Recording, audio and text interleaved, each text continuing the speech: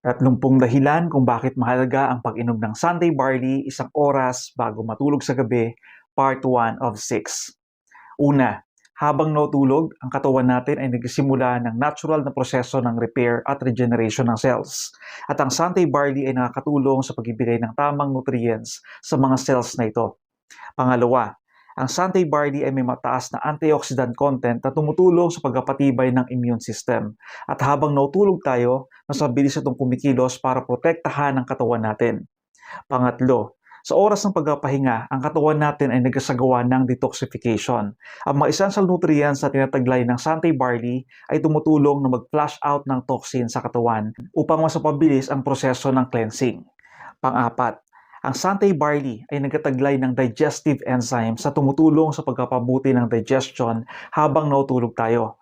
Ang mga essential nutrients mula sa certified organic young barley grass ng Sunday barley ay nagpapabuti sa kalusugan ng ating bituka sa gabi.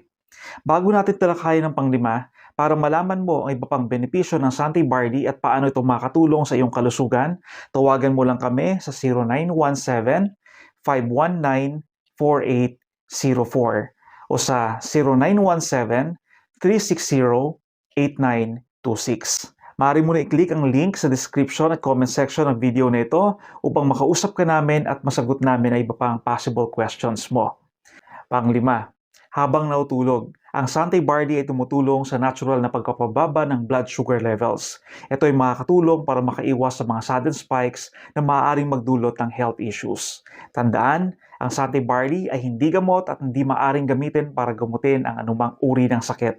No approved therapeutic claims. Sa isang timplahan, sa isang inuman mo lang, na-provide mo na ang mga mahalagang nutrients na kailangan ng iyong katawan para mag-function ng tama araw-araw. Mahal ang medikasyon, kaya para maiwasan ang komplikasyon, nutrisyon ang solusyon. At heto ang